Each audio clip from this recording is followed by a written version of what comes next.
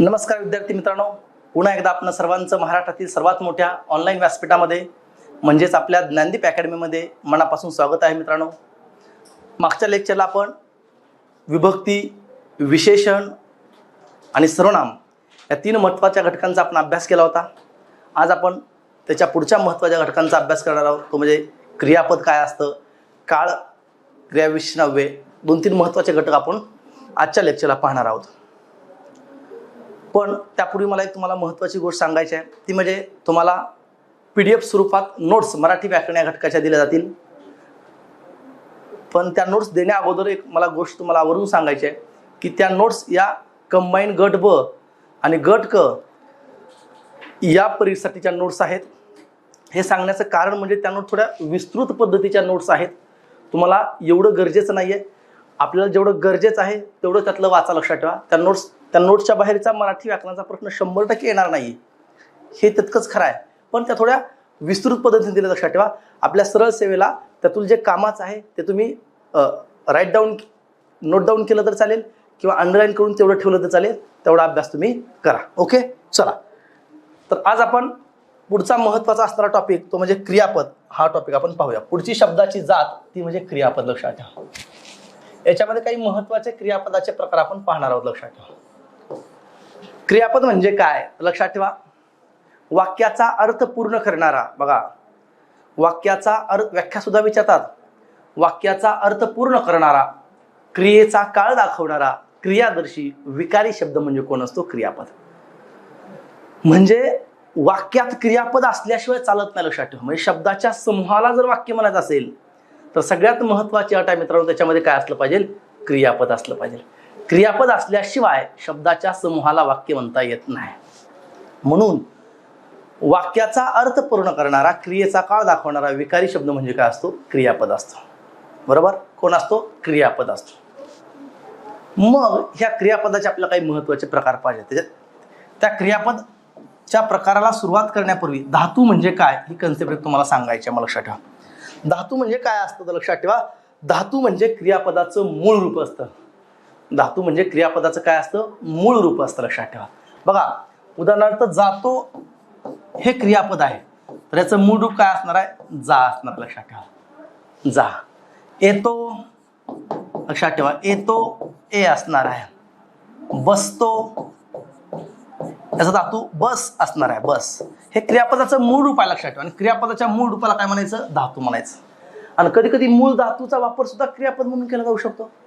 मुलांनो, बाळ जरा शांत बस. बस क्रियापद आहे, मूळ धातू बसच आहे. म्हणजे मूळ धातूचा वापर सुद्धा कधी कधी क्रियापद म्हणून केला जाऊ शकतो. लक्षात ठेवा, बघा गेला, आता गेलाचा गे काढायचा ना धातू, नाही तर तुम्ही गे काढचा लगेच, गे नसतं. गेला हे भूतकाळी रूप आहे, याचं वर्तमानकाळी रूप काढायचं. लक्षात ठेवा, जा, याला म्हणायचं धातू. धातू म्हणजे काय तुम्हाला कळलं? क्रियापदाचं मूळ रूप म्हणजे धातू असतो. लक्षात ठेवा. ओके, एवढं महत्त्वाचं लक्षात ठेवा. चला, मग दुसरा महत्त्वाचा मुद्दा बघू आपण. काही महत्त्वाचे क्रियापदाचे प्रकार मित्रांनो आपल्याला पाहिजेत. मग ते कोणकोणते प्रकार आपल्या क्रियापदाचे पाहिजेत ते आधी सांगतो. अकर्मक क्रियापद म्हणजे काय शिकू आपण. बघा, पण अकर्मक क्रियापद तुम्हाला तेव्हाच येईल. लक्षात ठेवा, जेव्हा तुम्हाला कर्ता आणि कर्म कळलंय. मी कर्ता आणि कर्म शिकवताना तुम्हाला सांगितलं होतं अकर्मक क्रियापद म्हणजे काय असतं. बरोबर, ते आपण पाहूया. त्याचबरोबर सकर्मक क्रियापद कशाला म्हणायचं? बघा, सकर्मक क्रियापद काय भानगड आहे ते आपण शिकूया. द्विकर्मक क्रियापद काय असतं हे आपल्या परीक्षेला विचारलं जाऊ शकतं. द्विकर्मक क्रियापद काय आहे ते शिकूया आपण. बघा, मी पुन्हा पुन्हा तुम्हाला एका गोष्टीची आठवण करून देतो. लक्षात ठेवा, मी नेहमी लेक्चरच्या वेळेस एका गोष्टी तुम्हाला आठवण करून दिल्या मित्रांनो, की मराठी व्याकरण खूप मोठं आहे.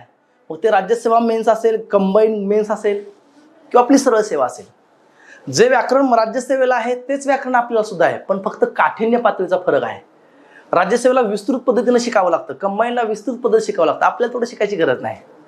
आणि आपण जर तेवढं शिकत बसलो तर ते आपल्या डोक्यावरून जाईल. लक्षात ठेवा, म्हणून मी पुन्हा पुन्हा सांगतोय, मी तुम्हाला आतापर्यंत जेवढे 7, 8, 10 टॉपिक शिकवलेत, लक्षात ठेवा, ते सगळे टॉपिक तुम्हाला मी ॲज इट इज सांगितले नाहीत जे राज्यसेवेला आहेत. मग आपल्याला कंबाईनच्या आपल्याला सरळ सेवेच्या दृष्टिकोनातून, मग ते TCS असू द्या, कुठलाही पॅटर्न असू द्या, त्या पॅटर्नला जे आवश्यक आहे तेवढं मी तुम्हाला शिकवतो. लक्षात घ्या. आणि म्हणून मला सांगितलं की नोट्स या कंबाईनच्या दृष्टिकोनातून नोट्स आहेत. त्याही नोट्स तुम्हाला सगळ्या देऊन टाकतो. तुम्हाला कुठली परीक्षा द्या त्याच्या बाहेरची येणार नाही. फक्त मी पुन्हा आठवण करतोय, नोट्स विस्तृत पद्धतीच्या आहेत. आपल्याला त्या नोट्समधलं जेवढं गरजेचं आहे तेवढं फक्त तुम्ही घ्या. ओके, चला मग द्विकर्मक अकर्मक शिकायचं काय, सकर्मक काय, द्विकर्मक क्रियापद काय शिकायचं, त्याचबरोबर अकर्तुक क्रियापद म्हणजे काय हे देखील आपल्या क्रियापदाचा एक प्रकार शिकायचा मित्रांनो. अकर्तुक क्रियापद काय भानगड आहे याच्यावरती कधी कधी प्रश्न विचारला जाऊ शकतो. संयुक्त क्रियापद म्हणजे काय याही क्रियापदाच्या प्रकारावरती प्रश्न विचारला जाऊ शकतो. संयुक्त क्रियापद काय भानगड आहे, बरोबर. त्याचबरोबर प्रयोजक क्रियापद हे देखील तुम्हाला सरळ शिवला प्रश्न असतो. प्रयोजक क्रियापद काय भानगड आहे, बरोबर. शक्य क्रियापद कशाला म्हणायचं ते देखील प्रकार आपण शिकूया.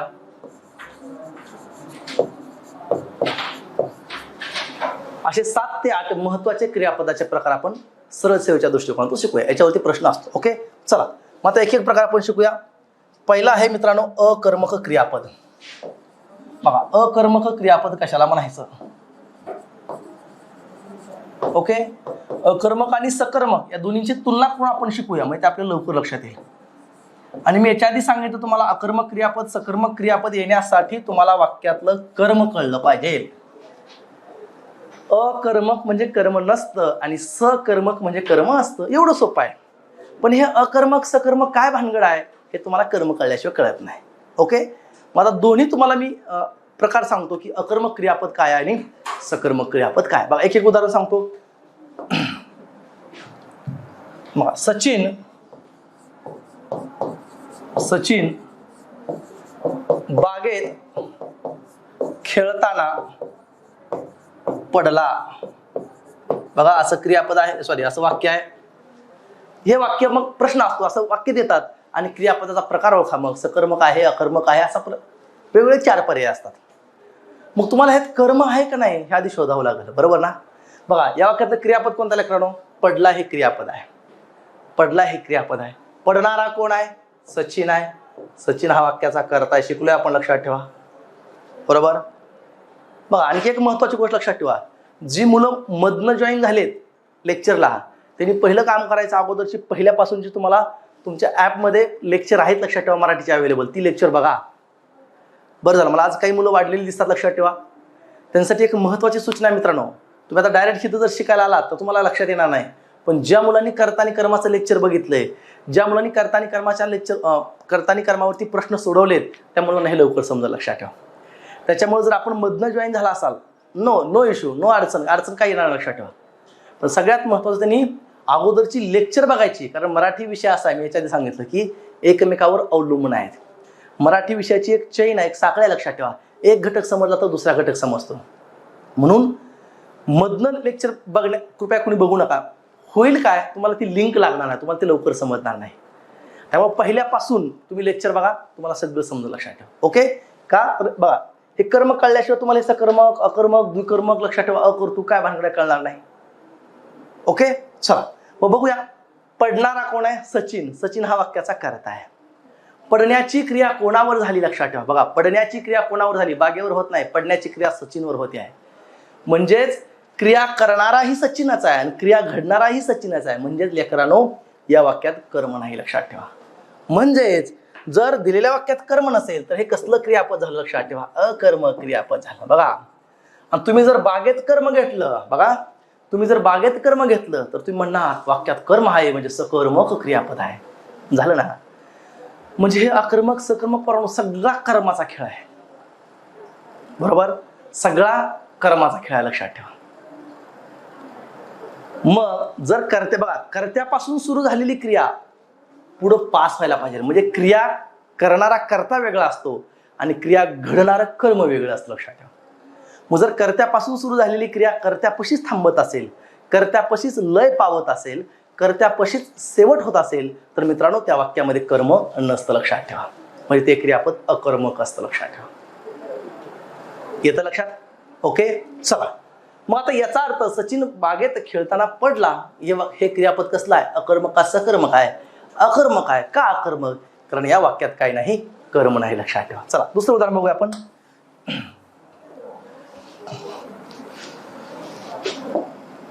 अंकिता अतुलला अंकिता अतुलला मारते. आता बघा चला, कर्ता कर्म असेल तर आपण शोधूया, म्हणजे क्रियापद सकर्मक काय कर्म आपल्याला कळल. ओके चला, क्रियापद कोणता आहे? मारते आहे. धातू काय निघणार? मार. मारणारी कोण असा प्रश्न विचारा. शिकलोय आपण सगळं कर्ता कर्मामध्ये, लक्षात ठेवा. मारणारी कोण? मारणारी अंकिता आहे, लक्षात ठेवा. म्हणजे अंकिता हा वाक्याचा कर्ता, लक्षात ठेवा. आता मारण्याची क्रिया कोणावर घडते, लक्षात ठेवा. म्हणजे कोणाला मारते किंवा मारण्याची क्रिया कोणावर घडते असा प्रश्न विचारा. उत्तर मिळतं अतुलला मारते, लक्षात ठेवा.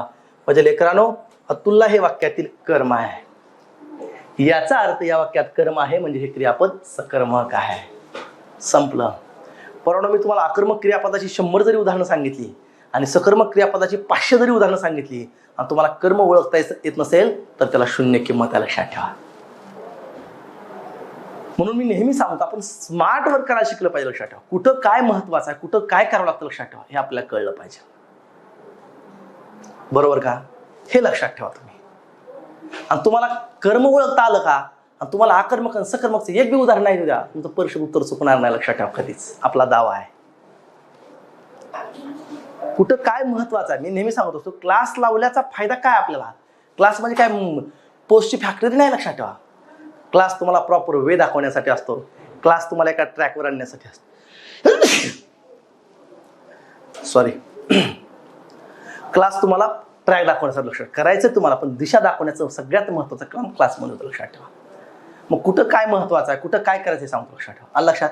या वाक्यात कर्म आहे म्हणजेच क्रियापद कसलं झालं? सकर्मक झालं. जर वाक्यात कर्म असेल तर ते क्रियापद सकर्मक असेल. वाक्यात जर कर्म नसेल तर ते क्रियापद अकर्मक झालं. अकर्मक क्रियापद, सकर्मक क्रियापद. चला अजून एक उदाहरण सांगतो. पक्षी आकाशात उडाला. पक्षी आकाशात उडाला. बघा चला बघू आता हे क्रियापद सकर्मक आहे का अकर्मक आहे. ओके चला, क्रियापद कोणतं आहे मला सांगा? उडाला हे क्रियापद आहे. उडणारा कोण आहे प्रश्न विचारायचा. उडणारा पक्षी आहे, लक्षात ठेवा. म्हणजे पक्षी हा लेकरांनो वाक्याचा काय झाला? कर्ता झाला. उडण्याची क्रिया कोणावर होते? आकाशावर होत नाही, लक्षात ठेवा. उडण्याची क्रिया पक्षावरच होते. म्हणजेच जर क्रिया करणाराही तेच असेल आणि क्रिया घडणाराही तोच असेल तर वाक्यात कर्म नसतं, लक्षात ठेवा. म्हणजे या वाक्यात कर्म नाही आणि कर्म नाही म्हणजे हे क्रियापद कसलं आहे? लक्षात ठेवा, अकर्मक क्रियापद आहे. म्हणजे अकर्मक आणि सकर्मक क्रियापद ओळखायचं म्हणजे काय ओळखायचं? दुसरं काहीच नाही. वाक्यात कर्म आहे का नाही ओळखायचं. वाक्यात कर्म नसेल अकर्मक, वाक्यात कर्म असेल सकर्मक. एवढं सोपं आहे, लक्षात ठेवा. ओके, अजून एक शेवटचं उदाहरण आपण पाहू आणि पुढे जाऊया. अमित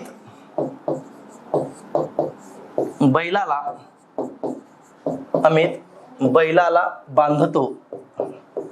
चला बघूया आपण. वाक्य छोटे छोटे घेतो, लक्षात ठेवा. तुम्हाला फार अवघड वाक्य नसतात. अमित बैलाला बांधतो असं वाक्य आहे. क्रियापद कोणतं आहे मला सांगा? बांधतो हे क्रियापद आहे. बांधणारा कोण आहे मला सांगा? बांधणारा अमित आहे. अमित हा वाक्याचा कर्ता, लक्षात ठेवा. बांधण्याची क्रिया कोणावर घडते? बैलावर घडते. कोणाला बांधतो? बैलाला बांधतो. काय बांधतो? बैल बांधतो, लक्षात ठेवा. म्हणजे बैल हे वाक्यातील काय लेकरांनो? कर्म आहे, लक्षात ठेवा. म्हणजेच याचा अर्थ या वाक्यात कर्म आहे म्हणजे हे सकर्मक क्रियापद आहे. या वाक्यात कर्म नाही म्हणजे हे अकर्मक क्रियापद आहे. आता तुमची प्रत्येकाची सकर्मक आणि अकर्मकची कन्सेप्ट क्लिअर झाली असेल, लक्षात ठेवा. ओके, 2 प्रकार क्रियापदाचे. अकर्मक क्रियापद कर्म नसतं, सकर्मक क्रियापद कर्म असतं. 2 प्रकार संपले. चला तिसरा प्रकार बघूया. द्विकर्मक क्रियापद कशाला म्हणायचं शिकू आपण. द्विकर्मक क्रियापद काय भानगड आहे? सोपं आहे, नावातच आहे पोरांनो. द्विकर्मक म्हणजे किती कर्म असतील? द्वि म्हणजे 2. बघा मग 2 कर्म आहे का 1 कर्म आहे का कर्म नाही हे कळावंच लागतं, बरोबर. मग द्विकर्मक क्रियापद कशाला म्हणायचं शिकूया आपण उदाहरण. सोपं आहे, काय अवघड नाही. ऐश्वर्याने, उदाहरण सांगतो बघा. ऐश्वर्याने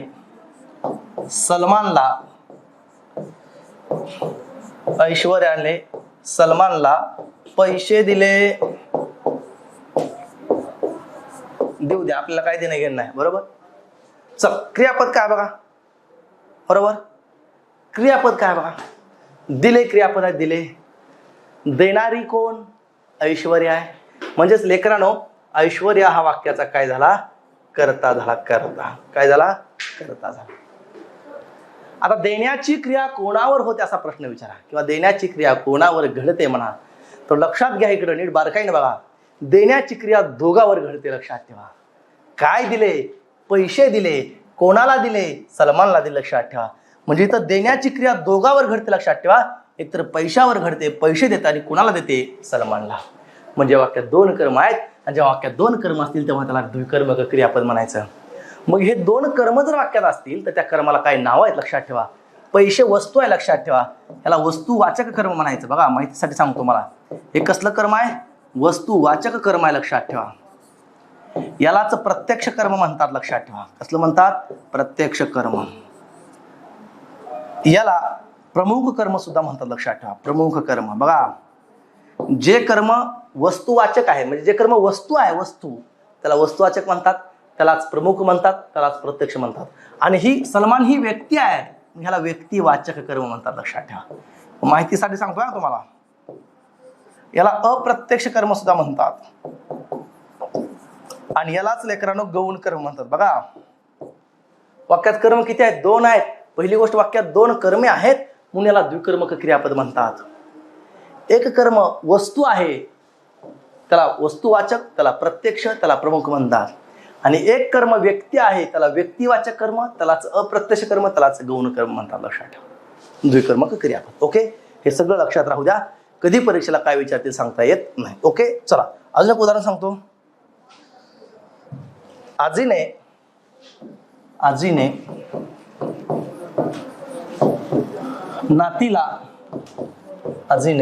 नातीला गोष्ट सांगितली.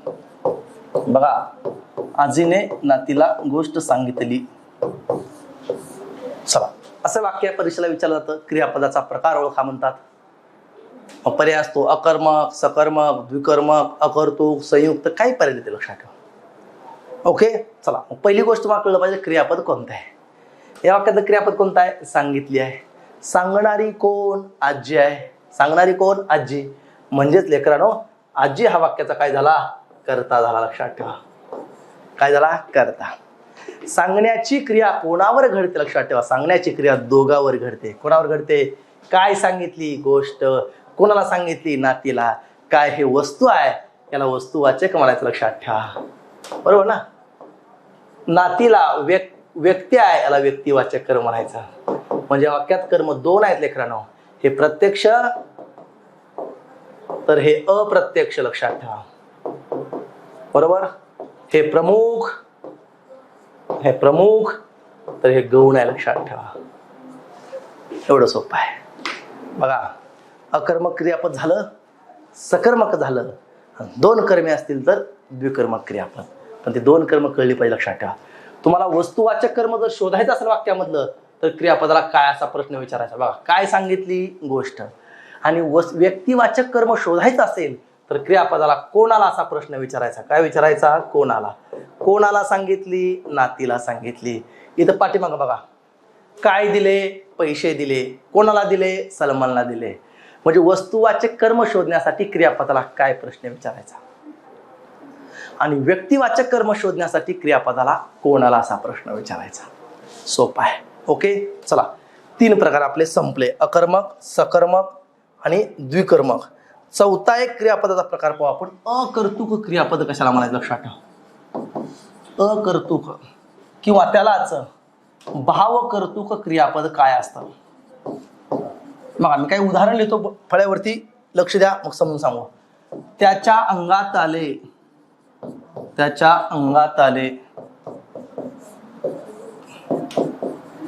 बरोबर? सहलीला जाताना कात्रज जवळ उजाडले.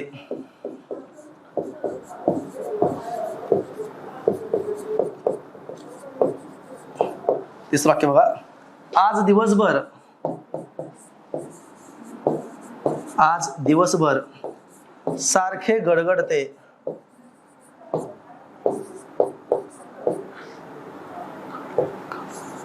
आज दिवसभर सारखे गडगडते. आणि वाक्य सांगतो, आई आई घरी पोहोचण्यापूर्वी आई घरी पोहोचण्यापूर्वी सांजावले. आता नीट लक्ष द्या, कशाला म्हणायचं, मी मुद्दाम 4 उदाहरण लक्षात ठेवा, जरा महत्वाचा प्रकार आहे, काही मुलांना लवकर समजत नाही, लक्षात ठेवा. आता कशाला म्हणायचं बघा, अकर्तृक किंवा भावकर्तृक. बघा पहिल्या वाक्यात क्रियापद कोणतं आहे, आले. दुसऱ्या वाक्यात उजाडले, तिसऱ्या वाक्यात गडगडते आणि चौथ्या वाक्यात सांजावले. लक्षात ठेवा. आता पहिल्या वाक्यातला क्रियापद आले आहे, येणारं कोण आहे, तो आहे का, नाही. येणारं कोण, अंग आहे का, नाही. पूर्ण. उजाडणारं कोण, सहल आहे का, कात्रज आहे का उजाडणारं, नाही ना. उजाडणे ही क्रिया आहे, लक्षात ठेवा. गडगडणारं कोण, आज आहे का, दिवस गडगडतो का, नाही. गडगडणे ही क्रिया आहे. सांजावले ही क्रिया आहे, सांज झाली, लक्षात ठेवा. म्हणजे लेकरांनो, ही क्रियापद अशी आहेत या वाक्यातली, या क्रियापदाच्या वाक्यात लक्षात ठेवा, इथं कर्ताही नाही आणि कर्मही नाही. लक्षात ठेवा, नावच आहे अकर्तृक, म्हणजे कर्ता नाही. मग कर्ता कोण मानायचा, तर भाव कर्तृक, क्रियेचा भाव आहे, जो अर्थ आहे तोच कर्ता मानावा लागतो. लक्षात ठेवा आपल्याला. आणि कर्ता नाही म्हणल्यावर कर्म असाचा प्रश्नच येत नाही, म्हणजे याला म्हणायचं अकर्तृक क्रियापद. कशाला म्हणायचं, ज्या वाक्यात कर्ता आणि कर्म दोघेही सापडत नाहीत, तो त्या वाक्यात त्या क्रियापदाचा कर्ता हा क्रियापदातच असतो. लक्षात ठेवा, गुरफटलेला. किंवा क्रियेचा मूळ भाव किंवा अर्थ तोच कर्ता मानावा लागतो. म्हणजेच या वाक्याने लेकरांना लक्षात ठेवा, कर्ताही नाही आणि कर्मही नाही, म्हणून त्याला म्हणायचं अकर्तृक किंवा भावकर्तृक क्रियापद.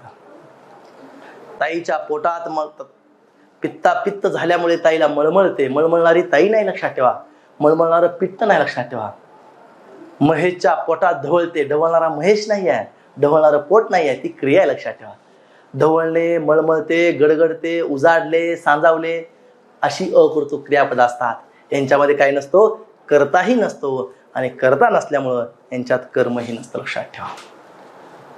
चला, ओके, कळलं. हा झाला चौथा. किंवा काय प्रकार असं लक्षात. चला, महत्वाचे प्रकार मला पटपट सांगायचे तुम्हाला. ओके, चला पुढचा एक प्रकार बघूया आपण, तो म्हणजे संयुक्त क्रियापद. मोठा प्रकार. लक्षात ठेवा, संयुक्त क्रियापद महत्वाची माहिती सांगतो. संयुक्त क्रियापद, मग आता नावातच लेकरांनो संयुक्त क्रियापद आहे, म्हणजे पहिली गोष्ट तुमच्या डोक्यात हे आलं पाहिजे की संयुक्त क्रियापद आहे म्हणजे ते किमान 2 शब्दाचं असतं. संयुक्त क्रियापद किमान 2 शब्दाचं असतं. लक्षात ठेवा, किमान 3 पण शब्दाचा असू शकतो. बघा कसं, सचिन अभ्यास करत आहे. आता नीट लक्ष द्या, या वाक्यातील क्रियापद जर तुम्हाला विचारलं काय आहे, तर आहे म्हणू शकत आहे तुम्ही. करत आहे एवढं क्रियापद आहे. लक्षात ठेवा, करत आहे क्रियापद आहे. मग करत याला काय म्हणायचं असतं, लक्षात ठेवा, याला धातू साधित म्हणतात. काय म्हणतात त्याला, धातू साधित. धातू साधित म्हणजेच काय, तर धातू मग अशी पाहिलं आपण, त्या धातूला प्रत्यय लागतो, धातूपासून धातू साधित तयार होतात. लक्षात ठेवा. आणि ते धातू साधित वाक्यात क्रिया अपूर्ण दाखवतं. बघा ना, सचिन अभ्यास करत, वाक्याचा अर्थ पूर्ण होतो का, नाही. म्हणजे धातू साधितावरून वाक्याचा अर्थ पूर्ण होत नाही, तर त्या धातू साधिताला वाक्याचा अर्थ पूर्ण करण्यासाठी एका क्रियापदाची गरज आहे, त्याला म्हणतात सहाय्यक क्रियापद. बघा, म्हणजे या वाक्यातलं लेकरांनो आहे एवढंच सहाय्यक क्रियापद आहे, तर करत आहे याला मात्र संयुक्त क्रियापद म्हणतात. म्हणजेच धातू साधित वाक्य. लक्षात ठेवा, धातू साधित काय म्हटलं मी, धातू साधित करत आहे. धातू साधित काय, करत, आणि आहे काय, सहाय्यक क्रियापद. म्हणून धातू साधित आणि सहाय्यक क्रियापद यांनी मिळून जर एकाच क्रियेचा बोध होत असेल तर त्याला संयुक्त क्रियापद म्हणतात. म्हणजे 2 गोष्टी लक्षात ठेवा, संयुक्त क्रियापदामध्ये 2 गोष्टी असतातच. पहिली गोष्ट, संयुक्त क्रियापदामध्ये धातू साधित असतं म्हणजे असतंच. दुसरी गोष्ट, संयुक्त क्रियापदामध्ये सहाय्यक क्रियापद असतं म्हणजे असतं. आणि धातू साधित आणि सहाय्यक क्रियापद या दोघांचं मिळून काय तयार होत असतं, संयुक्त क्रियापद तयार होत असतं. लक्षात ठेवा. अजून एक उदाहरण सांगतो.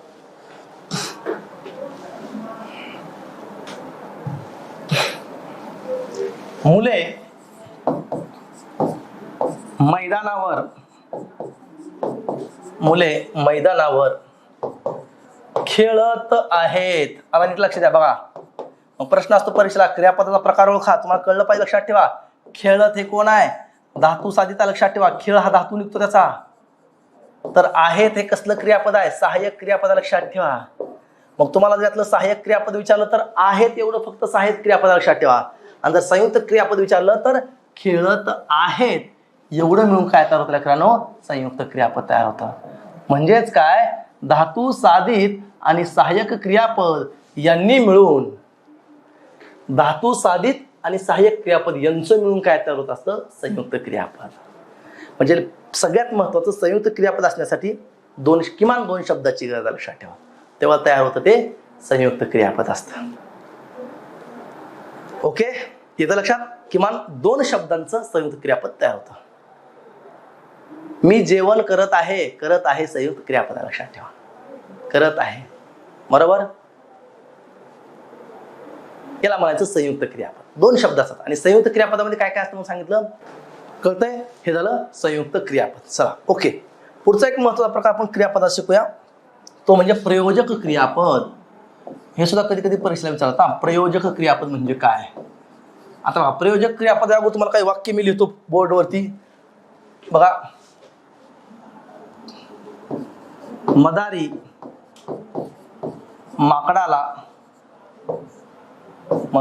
माकडाला नाचवितो. मदारी माकडाला नाचवितो. तो घोड्यास पळवितो. तो घोड्यास पळवितो. विदूषक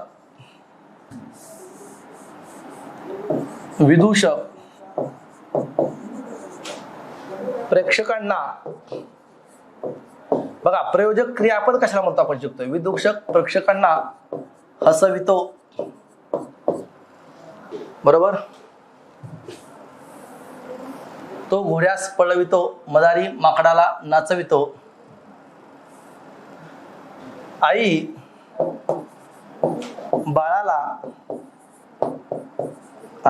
बाळाला भरविते. अशी चार वाक्यात लक्षात ठेवा. आता बघा, प्रयोजक म्हणजे काय, प्रयोजक क्रियापद म्हणजे काय बघा. आता वाक्यात क्रियापद आहे नाचवितो, पळवितो, हसवितो, भरवितो. बघा, जेव्हा दिलेल्या क्रियापदाचा मूळ धातू, ती कर्ता जो असतो, कर्ता मूळ धातू दाखवलेली क्रिया कर्ता स्वतः करत नाही, ती क्रिया दुसऱ्याकडून करून घेतो. लक्षात ठेवा. काय म्हटलं मी, जेव्हा क्रियापदाचा कर्ता स्वतः क्रिया करत नाही, ती क्रिया दुसऱ्याकडून करून घेतो. ती क्रिया करण्यासाठी दुसऱ्याची योजना करतो. ती क्रिया करण्यासाठी दुसऱ्याची प्रयोजन करतो, म्हणून त्याला म्हणायचं प्रयोजक क्रिया. बघा इथं मूळ क्रिया कोणत्या? नाचण्याची क्रिया आहे. नाचवतंय कोण? नाचवतंय कोण? मदारी, लक्षात ठेवा. पण नाचतंय कोण? माकड. म्हणजे मदारी स्वतः नाचतो का? नाही. कर्ता ती क्रिया स्वतः करत नाही, ती क्रिया दुसऱ्याकडून करून घेतो. आणि जेव्हा दिलेल्या वाक्यातील कर्ता ती क्रिया स्वतः न करता दुसऱ्याकडून करून घेतो, त्याला म्हणायचं प्रयोजक क्रियापद. बघा, पळतय कोण? घोडा हो, पण त्या घोड्याला पळवतय कोण? तो. म्हणजे पळण्याची क्रिया घोड्याकडून दुसरा करून घेतोय. कोण घेतोय? कर्ता करून घेतो. लक्षात ठेवा. बघा, हसतय कोण? प्रेक्षक हसतय, पण त्या प्रेक्षकांना हसवतय कोण? विदूषक. म्हणजे विदूषक हा कर्ता आहे, पण तो स्वतः हसतो का? नाही, दुसऱ्याला हसवतो. लक्षात ठेवा. सेम भरवतय म्हणजे खातय कोण? बाळ, पण त्या बाळ स्वतः खातं का? स्वतः क्रिया करतं का? नाही, दुसऱ्याकडून. मग ती क्रिया कोणाकडून होते? आईकडून होते.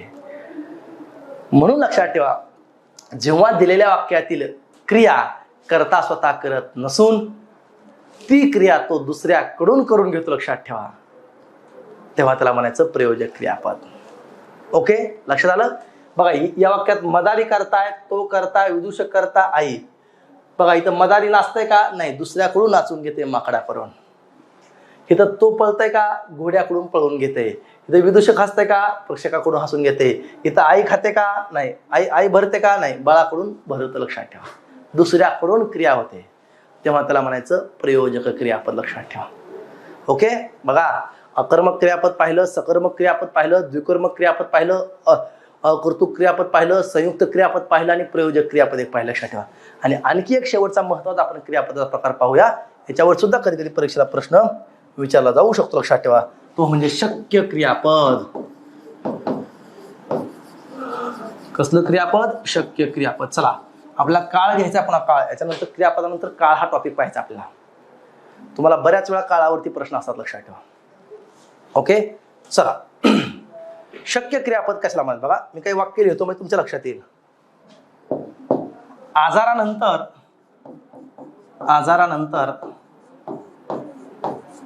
मला थोडे चालवते.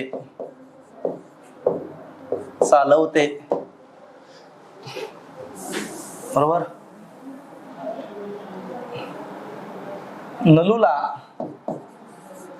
नलूला थोडे बोलवते. बरोबर. सचिनला हा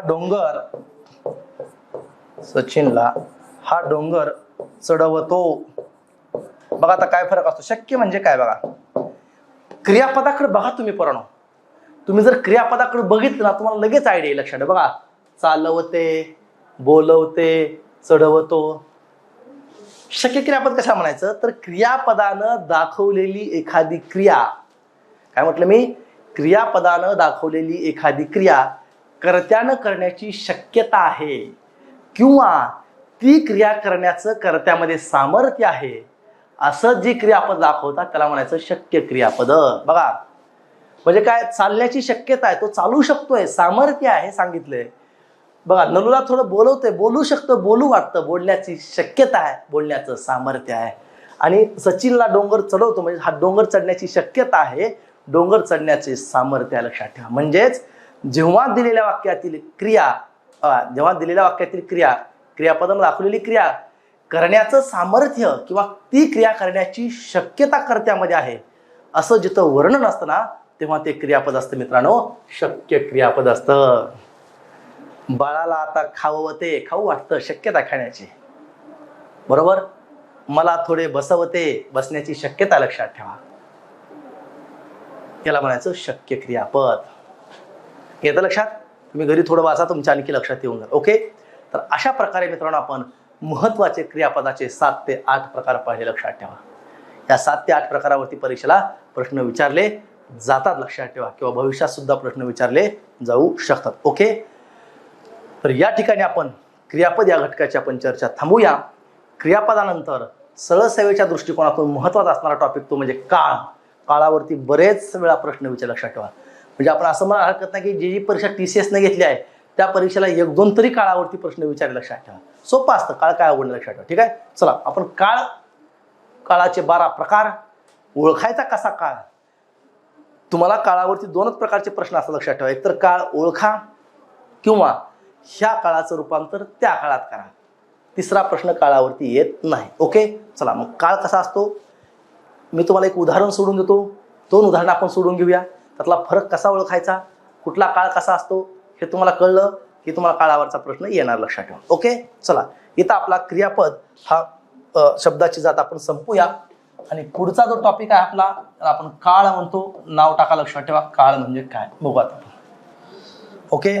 चला काळाचे मुख्य 3 प्रकार असतात हे तर सर्वांना माहित आहे. वर्तमान काळ काय असतो शिकूया आपण. भूतकाळ काय आहे तेही शिकूया आपण. भविष्यकाळ काय आहे तेही शिकू आपण. लक्षात ठेवा. अगोदर काळ म्हणजे काय बघा. काळ म्हणजे काय आपल्याला काळ कुणावरून समजतो हे कळलं पाहिजे. काळ क्रियापदावरून समजतो. कारण क्रियापदाचं महत्वाचं कामच आहे वाक्याचा अर्थ पूर्ण करणं आणि क्रियेचा काळ दाखवणं. म्हणजे तुम्हाला जर वाक्याचा काळ शोधायचा असेल किंवा वाक्यातला काळ ओळखायचा असेल तर तुम्हाला कर्त्याकडे बघून चालत नाही, तुम्हाला कर्माकडे बघून चालत नाही. लक्षात ठेवा. जर तुम्हाला वाक्याचा काळ शोधायचा असेल तर तुम्हाला वाक्यातील क्रियापदाकडेच बघावं लागतं. म्हणजे पहिली गोष्ट ही लक्षात ठेवा मित्रांनो की वाक्यातला काळ हा आपल्याला क्रियापदावरून समजतो. कारण ते एक महत्वाचं काम आहे क्रियापदाचं, वाक्याचा काळ दाखवणं. मग काळ म्हणजे काय तर वाक्यातील क्रियापदाच्या रूपावरून. लक्षात ठेवा. वाक्यातील क्रियापदाच्या रूपावरून क्रिया कोणत्या वेळी घडत आहे याचा जो बोध होतो त्याला काळ असे म्हणतात. काय म्हटलं मी?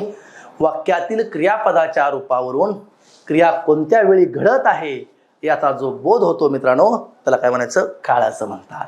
मग काळाचे मुख्य 3 प्रकार आहेत. एक आहे वर्तमान काळ, एक आहे भूतकाळ आणि एक आहे भविष्यकाळ. लक्षात ठेवा. मग वर्तमान काळ कशाला म्हणायचं, तर जर एखाद्या क्रियापदाच्या रूपावरून क्रिया आत्ता घडते असे समजत असेल तेव्हा तो वर्तमान काळ असतो. क्रियापदाच्या रूपावरून क्रिया पूर्वी घडली असेल असं समजतं तेव्हा तो भूतकाळ असतो.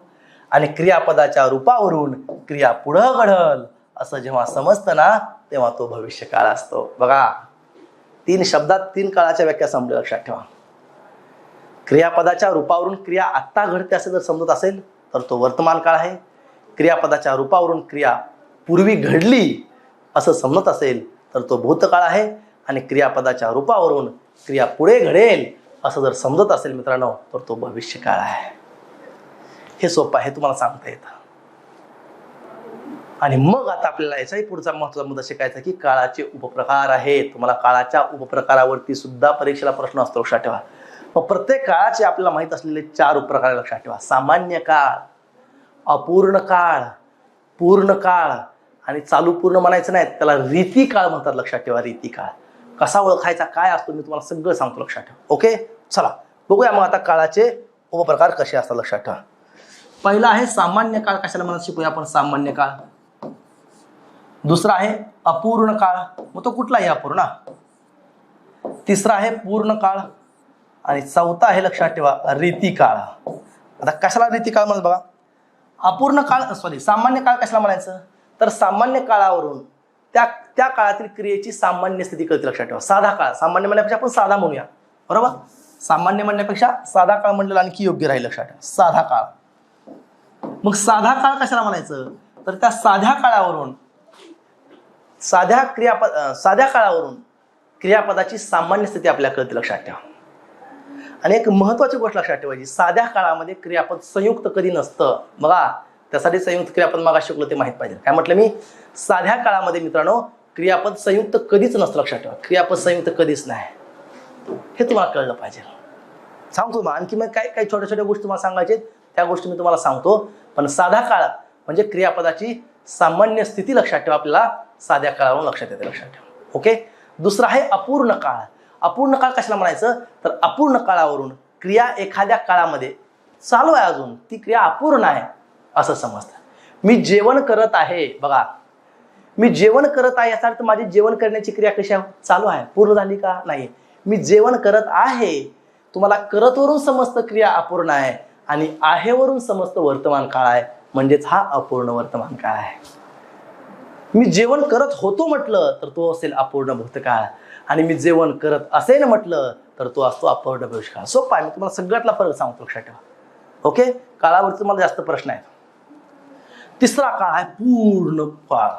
पूर्ण काळ कशाला म्हणायचं, तर पूर्ण काळावरून त्या काळातील क्रिया पूर्ण झाल्याचं आपल्याला समजतं. लक्षात ठेवा. काय म्हटलं मी, पूर्ण काळावरून त्या काळात क्रिया पूर्ण झाल्याचं समजतं. मग बघा, मी जेवण केले आहे. बघा, मी काय म्हटलं, मी जेवण केले आहे असं जर म्हटलं, मी जेवण केले आहे, केलेवरून समजतं की क्रिया पूर्ण झाली आणि आहेवरून समजतं की तो वर्तमान काळ आहे, पूर्ण वर्तमान काळ. मी जेवण केले होते, पूर्ण भविष्यकाळ आहे. आणि मी जेवण केले असे न म्हटलं तर तो पूर्ण भविष्यकाळ आहे. ओके. आणि चौथा काळ मात्र महत्वाचा लक्षात ठेवा, रीती काळ. कशाला म्हणायचं रीती काळ. रीती काळ म्हणजे काय असतो, एखादी क्रिया त्या काळामध्ये सतत घडते, कंटिन्युअसली घडते. लक्षात ठेवा. असं जेव्हा समजतं ना तेव्हा तो रीती काळ असतो. मी दररोज शाळेत जात असतो. बघा, ही क्रिया रोज घडते आहे, वारंवार घडते आहे, दररोज कळतं मला, याला म्हणायचं रीती वर्तमान काळ. मी दररोज शाळेत जात असे म्हटलं की रीती भूतकाळ. आणि मी दररोज शाळेत जाईन म्हटलं तर तो असतो रीती भविष्यकाळ. लक्षात येते का. बघा, मला तुम्हाला इथं व्याख्या सांगायच्यात, पुन्हा एकदा मी उदाहरण सोडून घेणार आहे. तर साधा काळ म्हणजे काय असतो, मग तो साधा वर्तमान काळ असू द्या, साधा भूतकाळ असू द्या, साधा भविष्यकाळ असू द्या, क्रियेची सामान्य स्थिती लक्षात येते. लक्षात ठेवा. अपूर्ण काळ, अपूर्ण वर्तमान काळ, अपूर्ण भूतकाळ किंवा अपूर्ण भविष्यकाळ असू द्या, क्रिया त्या काळात चालू आहे, क्रिया अजून पूर्ण झाली नाही समजतं. पूर्ण काळावरून मग तो पूर्ण वर्तमान काळ, पूर्ण भूतकाळ किंवा पूर्ण भविष्यकाळ असू द्या, क्रिया त्या काळात पूर्ण झालेली आपल्याला समजते. आणि रीती काळावरून क्रिया त्या काळात क्रिया सतत घडते, क्रिया घडण्याची रीत किंवा क्रिया घडण्याची पद्धत आपल्याला समजते, तेव्हा तो रीती काळ असतो. मग तो रीती वर्तमान काळ असू द्या, रीती भूतकाळ असू द्या किंवा रीती भविष्यकाळ असू द्या. ओके, तर हे झाले काळाचे 4 उपप्रकार. मग आता तुम्हाला मी एक उदाहरण सोडतो. तुम्हाला एका वाक्याची तुम्हाला मी 12 वाक्य करून दाखवतो. लक्षात ठेवा, त्यातला फरक कसा ओळखायचा हे सांगतो. ते पण येणं फार महत्वाचं आहे. त्यातला फरक तुम्हाला ओळखायचा. आणि मग अजून एक उदाहरण तुम्हाला सोडून देतो की मग नेमकं तुमच्या लक्षात येईल. मग तुम्हाला परीक्षेला विचारले काय उदाहरण मी सांगतो, मग तुम्ही ओळखायचं नेमकं तो काळ कोणता आहे. लक्षात ठेवा. ओके, चला बघूया आता आपण. इथं वर्तमान काळ म्हणूया आपण, इथं वर्तमान म्हणूया, इथं भूतकाळाची वाक्य लिहूया आपण, आणि इथं भविष्याची वाक्य लिहूया. लक्षात ठेवा. चला एक वाक्य आपण लहान वाक्य घेऊया. त्या वाक्याचं मी 12 काळात रूपांतर करणार आहे. लक्षात ठेवा. आणि 12 काळात रूपांतर करून 12 काळात रूपांतर केल्यानंतर लक्षात ठेवा मग आपल्याला त्या ठिकाणी त्यातला फरक मी तुम्हाला सांगणार आहे. मग साधा मग रीती काळ असू द्या, मग नेमकं रीती वर्तमान काळ असेल की काय असतं शक्यतो ते तुम्हाला सांगणार आहे मी. ओके, चला बघायचं. बघूया मग आता काय. एक वाक्य घेऊ आपण. काय वाक्य घ्यायचं? राधा. एक वाक्य लहान वाक्य घेऊ आपण. कुठले बघा. राधा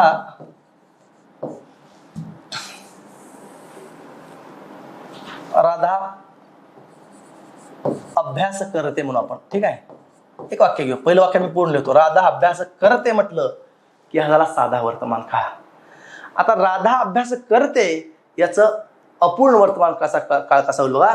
राधा अभ्यास करत आहे. बघा मी फक्त क्रियापदाचं रूप लिहितो. राधा अभ्यास करत आहे. याचा पूर्ण वर्तमान काळ कसा होईल? राधाने अभ्यास केला आहे. लक्षात ठेवा, राधाने अभ्यास केला आहे. याचा रीतीवर आधी मी वाक्य सांगतो, फरक तुम्हाला पण नंतर सांगतो. लक्षात ठेवा. राधा रीती वर्तमान काळ कसा होईल? राधा अभ्यास करत असते. लक्षात ठेवा, करत असते. आणि आता लक्षात ठेवायचं, असते असतो म्हटलं की तो रीतीच काळ असतो. हे लक्षात ठेवा. बघा, राधा अभ्यास करत असते म्हटलं किंवा असतो असेल तर शक्यतो तो रीती काळातच तसं येतं. लक्षात ठेवा, दुसरीकडे येत नाही. झाली 4 वाक्य वर्तमान काळाची. राधा अभ्यास करते साधा वर्तमान काळ, राधा अभ्यास करत आहे अपूर्ण वर्तमान काळ, राधाने अभ्यास केला आहे पूर्ण वर्तमान काळ, राधा अभ्यास करत असते. याचा अर्थ काय? राधा अभ्यास करत असते म्हणजे काय? ती क्रिया सतत घडते. लक्षात ठेवा, रीती वर्तमान काळ. आता बघूया आपण भूतकाळाची 4 वाक्य कशी तयार होतात. लक्षात ठेवा, भूतकाळाची 4 वाक्य बघा. राधाने अभ्यास केला. लक्षात ठेवा, राधाने पूर्ण लिहित नाही मी, जागा पूर्ण नाही. राधाने अभ्यास केला. लक्षात ठेवा, केला, फक्त केलाच एवढाच. अपूर्ण भूतकाळ कसा होईल? राधा अभ्यास करत होती. लक्षात ठेवा. बघा कशी गंमत आहे, सांगतो मला. झाला अपूर्ण भूतकाळ. याचा पूर्ण भूतकाळ कसा होईल? राधाने अभ्यास केला होता. संपला. याचा रीती भूतकाळ कसा होईल? राधा अभ्यास करत किंवा करीत असे. लक्षात ठेवा, असे म्हटलं. लक्षात ठेवा, असे बसे. काय म्हटलं मी? असे बसे. असं जर क्रियापदाचं रूप असलं का लेकरांनो तर ते रीती भूतकाळामध्येच येतं. लक्षात ठेवा. बघा, असते असतो म्हटलं की रीती वर्तमान काळ, असे बसे दिसे असलं की तो रीती भूतकाळ असतो. अजून काय सांगायचं तुम्हाला? लक्षात ठेवा, मी हिंट सांगतोय. झाली 4 वाक्य भूतकाळाची. बघत बघत कुठली वाक्य देऊ द्या तुम्हाला 12 काळात रूपांतर करता आलं पाहिजे. लक्षात ठेवा, एक वाक्य दिलं की त्या एका वाक्याचं तुम्हाला मित्रांनो 12 काळात रूपांतर करता आलं पाहिजे. लक्षात ठेवा. आणि 12 काळात रूपांतर करता आलं म्हणजे तुम्हाला काळही ओळखता येतो आणि एका काळाचं दुसऱ्या काळात रूपांतर सुद्धा करता येतं. लक्षात ठेवा. ओके, चला आता बघा याचं भविष्यकाळाची 4 वाक्य कशी तयार होते आपण बघूया. बघा, आधी भविष्यकाळाची आपण 4 वाक्य पाहूया. मग या तक्त्याविषयी काही माहिती सांगतो महत्वाची. हे लक्षात कसं ठेवायचं किंवा कुठल्या काळात काय साम्य आहे, काय वेगळं आहे हे पण तुम्हाला मी सांगतो. लक्षात ठेवा. ओके, चला. राधा अभ्यास करेन. लक्षात ठेवा, राधा अभ्यास करेन म्हटलं की तो झाला साधा भूतकाळ. राधा अभ्यास करत असेन म्हटलं, असेन, तर तो झाला अपूर्ण भविष्यकाळ. राधाने अभ्यास केला असेन म्हटलं तर तो असेल पूर्ण भविष्यकाळ. आणि राधा अभ्यास करत जाईन म्हटलं, लक्षात ठेवा, तर तो असतो रीती भविष्यकाळ. आणि रीती भविष्यकाळामध्ये मित्रांनो जाईन असतं. बघा हे काय म्हटलं, रीती भविष्यकाळामध्ये जाईन असं. आता लक्षात ठेवायचं, अगोदर रीतिकाळ करू आपण. रीतिकाळ म्हटलं की क्रियापद संयुक्त लक्षात ठेवा. बघा क्रियापद संयुक्त म्हणजे काय शिकलो आपण, बघा करत असते. आणि रीती वर्तमान काळ असलं का लेकरांनो, तर लक्षात ठेवा सहाय्यक क्रियापद जे आहे ते असते, असतो, असंच असतं शक्यतो. रीती भूतकाळ म्हणलं का असे, बसे असंच असतं लक्षात ठेवा. आणि रीती भविष्यकाळ असेल का तर शक्यतो जाईनच असतं लक्षात ठेवा. एवढं तर लक्षात ठेवा की येऊन जाईल तुम्हाला, काय अडचण नाही, एवढं तर लक्षात ठेवा. ओके. आता बघा फरक काय सांगतो काळामधला. सगळ्यात महत्वाची गोष्ट लक्षात ठेवायची, ही जे 12 काळ आपण पाहिलेत, या 12 काळापैकी कोणत्याही 2 काळात तुम्हाला क्रियापदाची रचना सारखी दिसली नाही, लक्षात ठेवा. म्हणजेच काय, प्रत्येक काळामध्ये क्रियापदाची रचना ही काय दिसते लक्षात ठेवा, वेगवेगळी आहे. म्हणजे कोणत्याही 2 काळासाठी क्रियापदाची एकच रचना आपल्याला या ठिकाणी दिसत नाही, लक्षात ठेवा. प्रत्येक काळासाठी क्रियापदाची रचना ही काय आहे, वेगवेगळी आहे, लक्षात ठेवा. तुम्हाला कुठेही असं दिसलं नाही की 2 काळ, बघा कुठलाही काळ बघा, कोणत्याही 2 काळासाठी क्रियापदाची एक रचना आपल्याला कधी मिळत नाही. का तर प्रत्येक काळासाठी क्रियापदाची रचना ही काय असते, वेगवेगळी असते, लक्षात ठेवा. पहिला मुद्दा. दुसरा महत्वाचा मुद्दा बघा, आता कोणताही साधा काळ घ्या, कोणताही साधा, मग तो साधा वर्तमान, साधा भूतकाळ, साधा भविष्यकाळ. कोणत्याही साध्या काळामध्ये, मग तो साधा वर्तमान काळ, साधा भूतकाळ, साधा भविष्यकाळ, कोणत्याही साध्या काळामध्ये क्रियापद नेहमी एकेरी असतं, एकाच शब्दाचं असतं, लक्षात ठेवा. म्हणजेच काय तर साध्या काळामध्ये क्रियापद संयुक्त कधी येत नाही, लक्षात ठेवा. संपला. बघा दुसरी गोष्ट, कोणताही अपूर्ण काळ घ्या मित्रांनो, कोणताही, बघा अपूर्ण वर्तमान काळ घ्या, अपूर्ण भूतकाळ घ्या, अपूर्ण भविष्यकाळ घ्या. बघा धातुसाधित काय आहे, करत करत करत. म्हणजे कोणत्याही अपूर्ण काळामध्ये धातुसाधित तेच राहतं, बदलतं काय, फक्त सहाय्यक क्रियापद बदलतं, लक्षात ठेवा. बघा तुम्हाला इथं करत वरून समजतं क्रिया अपूर्ण आहे, इथल्याही करत वरून समजतं क्रिया अपूर्ण आहे, आणि इथल्याही करत वरून समजतं क्रिया अपूर्ण आहे. मग नेमकं काळ कोणता आहे हे सहाय्यक क्रियापदावरून कळतं. करत आहे म्हणलं की वर्तमान काळ असतो, होती म्हणलं की भूतकाळ असतो, आणि असेन म्हणलं की भविष्यकाळ असते. म्हणजे कोणत्याही अपूर्ण काळामध्ये धातू साधित तेच असतं, बदलतं काय, फक्त सहाय्यक क्रियापद बदलतं. आणि सहाय्यक क्रियापदाचं सगळ्यात महत्वाचं काम आहे तर काळ दाखवायचा. काळ सेम तसं बघा कुठल्याही पूर्ण काळामध्ये इथंही केलाच आहे, इथंही केलाच आहे, आणि इथंही केलाच आहे. तुम्हाला केल्यावरून, केला या शब्दावरून कळतं क्रिया पूर्ण झाली आहे, पण आहे वरून कळतो तो वर्तमान काळ आहे. केलावरून समजलं क्रिया पूर्ण झाली, पण होतावरून समजलं मला की तो भूतकाळ आहे, केला होता. केलावरून समजलं क्रिया पूर्ण झाली, पण असेल म्हणून कळतं की तो भविष्यकाळ असेल, लक्षात ठेवा. म्हणजे कोणत्याही पूर्ण काळात धातुसाधित तेच राहतं, कोणत्याही अपूर्ण काळात धातुसाधित तेच राहतं. एवढंच काय, कोणत्याही रीती काळामध्ये सुद्धा धातुसाधित तेच राहतंय, बदलतंय फक्त सहाय्यक क्रियापद. करत करीत, करत आणि करीत एकच झालं, लक्षात ठेवा. करत बरोबर, तुम्हाला करतून करतं क्रिया अपूर्ण आहे, आणि जाईन म्हणून करतं की क्रिया ती सातत्यपूर्ण होणार, लक्षात ठेवा. पुन्हा एकदा नीट बघा, लक्षात ठेवा कुठं काय बदल झाला, लक्षात ठेवा. बघा इथं आहे, इथं होती, इथं असेल. करत आहे अपूर्ण वर्तमान काळ, करत होती अपूर्ण भूतकाळ, करत असेल अपूर्ण भविष्यकाळ. केला आहे पूर्ण वर्तमान काळ, केला होता पूर्ण भविष्यकाळ, केला असेल केला होता पूर्ण भूतकाळ, आणि केला असेल पूर्ण भविष्यकाळ. करत असते रीती वर्तमान काळ, करीत असे किंवा करत असे रीती भूतकाळ, आणि करत जाईन रीती भविष्यकाळ. झालं ना, लक्षात आलं का? मग तुम्हाला प्रश्न काही विचारू द्या मित्रांनो, तुम्हाला त्याचं रूपांतर करता आलं पाहिजे, लक्षात ठेवा. ओके चला, आता काही वाक्य सांगतो आपण, काही उदाहरणं घेऊया जे आपण तोंडी सोडूया. लक्षात, मी तुम्हाला तोंडी त्याचं 12 काळात रूपांतर सांगतो, लक्षात ठेवा. बघा वाक्य बघा, मुग्धाने, वाक्य लक्षात ठेवा, मुग्धाने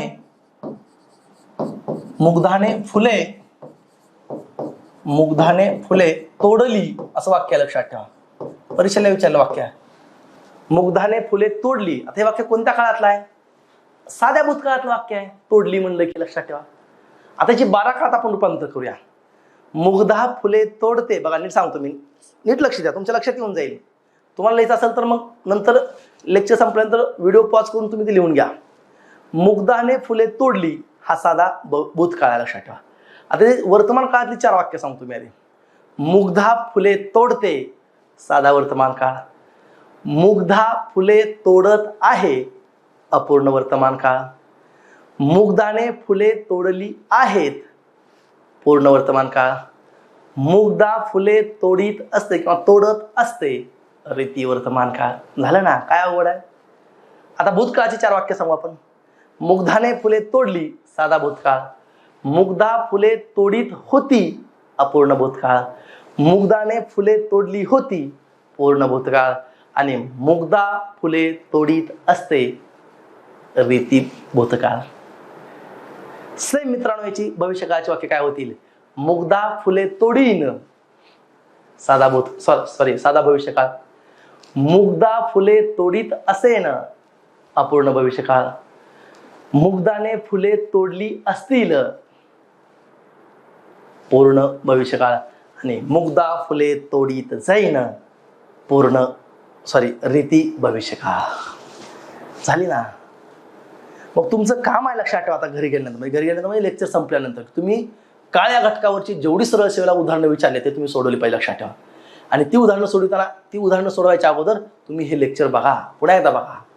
तुम्हाला 100% उत्तरे लक्षात ठेवा, चुकणार नाही. मी मागच्या इथं बघा, हे जे मी सांगितलं समजून हे नीट लक्षात ठेवा. फरक काय, कुठल्या काळात काय फरक असतो, कुठल्या काळात काय बदलतंय, सारखं काय राहतंय, सगळीकडं बदलतंय काय, मग कुठं काय असलं की कोणता काळ होतो हे तुम्हाला समजू द्या ना. उघडच आहे म्हणलं की वर्तमान काळ, होता म्हणलं की भविष्यकाळ, होईन असेल म्हणलं की भविष्यकाळ. हे तुम्हाला एवढं तरी साध्या गोष्टी तुम्हाला कळल्या पाहिजे, लक्षात. ओके, अजून एक उदाहरण आपण तोंडी पाहूया, म्हणजे काळावरची महत्वाची चर्चा आपण थांबूया. अजून एक उदाहरण मी तुम्हाला सांगतो, लक्षात ठेवा. बघा, गौरी वर्तमानपत्र वाचते, असं वाक्य घेऊ आपण. चला, गौरी वर्तमानपत्र वाचते. मित्रांनो, हा साधा वर्तमान काळ आहे, लगेच तुम्हाला कळलं पाहिजे. आता मी 12 काळात सांगितलं म्हणजे तुम्हाला दोन्ही गोष्टी आल्या, काळ ओळखाय आलं, काळाचं रूपांतरी तुम्हाला आपोआप करता येतं, लक्षात ठेवा. ओके, चला, गौरी वर्तमानपत्र वाचते म्हणलं की हा कोणता काळ आहे, लक्षात ठेवा. हा आहे साधा वर्तमान काळ. आता अपूर्ण वर्तमान काळ कसा होईल. गौरी पुस्तक वाचत आहे, अपूर्ण वर्तमान काळ. गौरीने पुस्तक वाचले आहे, पूर्ण वर्तमान काळ. गौरी पुस्तक वाचित असते, वारंवार क्रिया घडते, सतत क्रिया घडते, रीती वर्तमान काळ. गौरीने पुस्तक वाचले, साधा भूतकाळ. गौरी पुस्तक वाचत होती, अपूर्ण भूतकाळ. गौरीने पुस्तक वाचले होते, पूर्ण भूतकाळ. आणि गौरी पुस्तक वाचित असे म्हटलं, रीती भूतकाळ, लक्षात ठेवा. बघा, सगळीकडे सारखं आहे.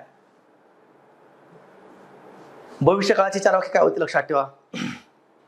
भविष्यकाळाची 4 वाक्य अशी आहेत की गौरी पुस्तक वाचीन म्हटलं, साधा भविष्यकाळ. गौरी पुस्तक वाचित असेन म्हटलं, अपूर्ण भविष्यकाळ. गौरीने पुस्तक वाचले असेन म्हटलं, पूर्ण भविष्यकाळ. आणि गौरी पुस्तक वाचत जाईन म्हटलं, रीती भविष्यकाळ, लक्षात ठेवा. बघा, तब्बल 3-4 उदाहरणं म्हणजे 12-36 उदाहरणं मी तुम्हाला सांगितलं, लक्षात ठेवा. ओके, काळ महत्वाचा. मी काळाला एवढा वेळ का लावला, लक्षात ठेवा, कारण काळ महत्वाचा, लक्षात ठेवा. काळावर तुम्हाला बऱ्याच वेळा परीक्षेला प्रश्न विचारला जातो, लक्षात ठेवा. आणि मी पुन्हा एकदा सांगतोय, तुम्हाला काळावरती 2च प्रकारचे प्रश्न असतात मित्रांनो. तर काळ ओळखा किंवा या काळाचं रूपांतर त्या काळामध्ये करा, लक्षात ठेवा. आणि पुन्हा मी तिथं येतो, लक्षात ठेवा. तुम्ही ह्या गोष्टी पाहिल्या पाहिजे. कुठल्या ह्या गोष्टी बघा, ह्या गोष्टी, कुठं काय बदलतं, नेमकं कोणत्या काळामध्ये कुणामध्ये बदल होतो हे तुम्हाला कळलं पाहिजे, लक्षात ठेवा. आणि कोणत्या काळामध्ये कशात बदल होतो हे तुम्हाला कळलं की काळ तुम्हाला येऊन जातो, लक्षात ठेवा. येतं लक्षात. तर अशा प्रकारे हा काळ आहे आपला. मग तुम्ही आणखी उदाहरण याच्यावरती सोडवली पाहिजे, लक्षात. तुम्ही मनाने उदाहरण तयार करा. मी निबंध लिहितो, मी अभ्यास करतो, मी जेवण करतो, मी शाळेत जातो, काही वाक्य तुम्ही घ्या आणि तुम्ही सोडवा. तुम्ही ते वाक्य मनानं सोडवण्याचा प्रयत्न करा, लक्षात ठेवा. ओके, दुसरी एक महत्त्वाची गोष्ट मला सांगायची आहे. तुम्ही अभ्यास करताना मित्रांनो, बघा, तुम्ही अभ्यास करताना तुम्हाला कधीही अडचण आहे, लक्षात ठेवा. कुठल्याही विषयात अडचण द्या, मला विचारा, ज्या त्या विषय शिक्षकांना विचार चालतं. मी तुम्हाला माझा नंबर देतो, लक्षात ठेवा. पर्सनली माझा नंबर देतोय. तुम्हाला कधीही अभ्यास करताना, मराठीचा असू द्या किंवा कुठल्याही सरळ सेवेचा अभ्यास करताना कधी अडचण येऊ द्या, मला मेसेज करा, मी तुम्हाला उत्तर देईल. फोन केला तरी चालेल, पण मी जर लेक्चरमध्ये वगैरे असलो तर फोन उचलणार नाही, लक्षात ठेवा. माझा नंबर देतो, लक्षात ठेवा तुम्ही सगळ्यांसाठी. माझा नंबर देतो, लक्षात ठेवा. मला काल एका मुलाचा मेसेज आला होता की सर तुमचा नंबर द्या. मी माझा नंबर देतो, लक्षात ठेवा. त्याच्या अगोदर माझं नाव सांगतो. माझं नाव आहे बालाजी जगताप.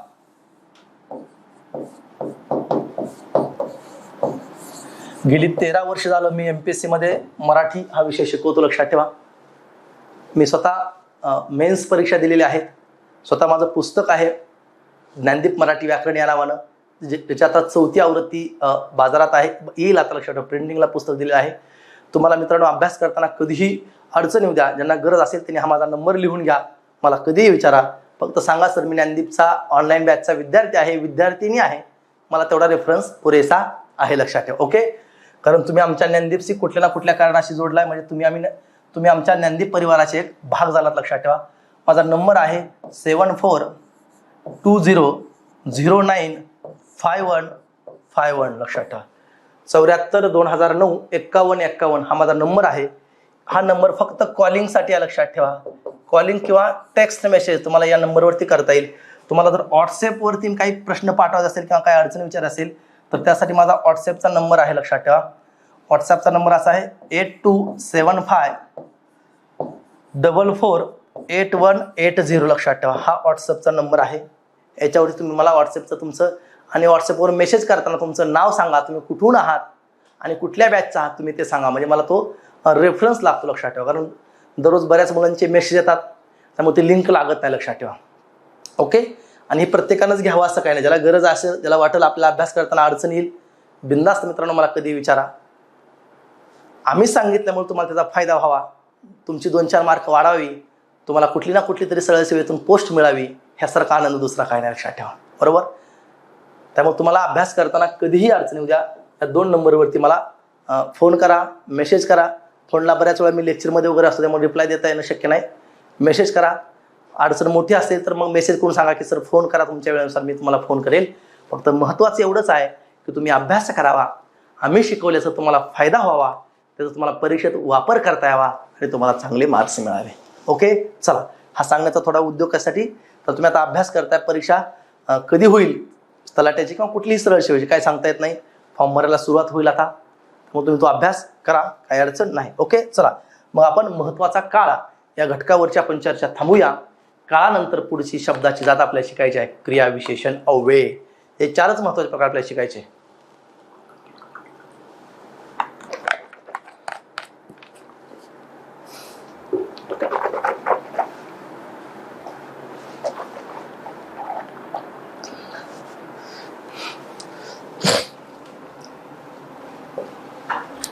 बघा, पुढची शब्दाची जात अशी आहे, ती म्हणजे क्रिया, विशेषण, अव्यय. मग काय असतं क्रिया, विशेषण, अव्यय आपण शिकूया. सोपा आहे, काय अवघड नाही, लक्षात ठेवा. क्रिया, विशेषण, अव्यय. क्रिया, विशेषण, अव्यय. बरोबर. तर काय क्रिया, विशेषण, अव्यय असतं आपण शिकूया. पहिली गोष्ट, क्रिया, विशेषण, अव्यय म्हणजे काय हे तुम्हाला कळलं पाहिजे, लक्षात ठेवा. क्रिया, विशेषण, अव्यय म्हणजे काय. अव्यय म्हणजे काय, अविकारी शिकले आपण पाठीमागं, बघा अविकारी, त्याच्यामध्ये बदल होत नाही. दुसरी गोष्ट बघा, हा शब्द कोण आहे, विशेषणच आहे. हा शब्द कोण आहे, विशेषण आहे. विशेषणाचं काम काय, अधिक माहिती सांगण्याचं. पण हे कुणाचं विशेषण आहे, क्रियेचं, म्हणजेच क्रियापदाचं विशेषण आहे. मग क्रिया विशेषणाचं काय काम आहे, लक्षात ठेवा. तुम्हाला 4च प्रकारचे क्रिया विशेषण महत्वाचे आहेत, स्थलवाचक, कालवाचक, रीतिवाचक, संख्यावाचक. संपला. आपण तेवढे 4च शिकूया, ते तुम्हाला मी उदाहरण सांगतो. तर काय सांगतो तुम्ही, क्रिया, विशेषण, अव्यय म्हणजे काय, तर क्रियापदाबद्दल अधिक माहिती सांगणारा, काय म्हटलं, क्रियापदाबद्दल अधिक माहिती सांगणारा अविकारी शब्द म्हणजे क्रिया, विशेषण, अव्यय असतं. ओके. दुसरी गोष्ट, क्रिया, विशेषण वाक्यात कुठे येतं असा जर प्रश्न विचारला, लक्षात राहू द्या. क्रिया, विशेषण हे वाक्यात कुठे येतं, लक्षात ठेवा. वाक्याच्या शेवटी येतं, वाक्याच्या मध्ये येतं, वाक्याच्या सुरुवातीला सुद्धा येतं, लक्षात ठेवा. ओके. चला, तर मग नेमकं क्रिया, विशेषण, अव्यय कसं असतं. आणि क्रियाविशेषण अव्यय वाक्यातलं शोधायचं कसं, हा सगळ्यात मोठा प्रश्न आहे. आता बघा, क्रियाविशेषण अव्ययाचे महत्वाचे 4 प्रकार लक्षात ठेवा. ते 4 प्रकार कोणते आहेत ते तुम्हाला सांगतो. ते ओळखायचं कसं तेही सांगतो, लक्षात ठेवा. बघा, पहिला प्रकार आहे स्थलवाचक क्रियाविशेषण अव्यय. कसलं? स्थलवाचक. दुसऱ्या क्रियाविशेषण अव्ययाचा प्रकार आहे कालवाचक क्रियाविशेषण अव्यय. कालवाचक. तिसरा क्रियाविशेषण अव्ययाचा प्रकार आहे रीतिवाचक क्रियाविशेषण अव्यय. रीतिवाचक. आणि चौथा क्रियाविशेषण अव्यय लक्षात ठेवा, ज्याला परिमाणवाचक, परिणाम नाही, परिमाणवाचक किंवा त्यालाच संख्यावाचक सुद्धा म्हणतात. लक्षात ठेवा, परिमाणवाचक आणि संख्यावाचक क्रियाविशेषण अव्यय एकच आहे. बरोबर. पहिली गोष्ट तुमच्या ही लक्षात आली असेल की क्रियाविशेषण अव्यय वाक्यात कोणासाठी येतं? क्रियापदासाठी येतं. म्हणजे क्रियाविशेषण अव्यय वाक्यात क्रियापदाबद्दल अधिक माहिती सांगतं, हे कळलं पाहिजे तुम्हाला. मग आता नेमकं स्थलवाचक कशाला म्हणायचं, कालवाचक कशाला म्हणायचं, रीतिवाचक कशाला म्हणायचं लक्षात ठेवा, किंवा संख्यावाचक कशाला म्हणायचं. बघा, तुम्हाला एकच उदाहरण सांगतो मी, आणि त्या उदाहरणावर तुम्हाला स्थलवाचक कसं शोधायचं, कालवाचक कसं शोधायचं, रीतिवाचक कसं शोधायचं आणि संख्यावाचक कसं शोधायचं तुम्हाला मी सांगतो. लक्षात घ्या. ओके, चला बघा, तो वाक्य दुसरं घेतो मी, पेज घेतो दुसरं. तो दररोज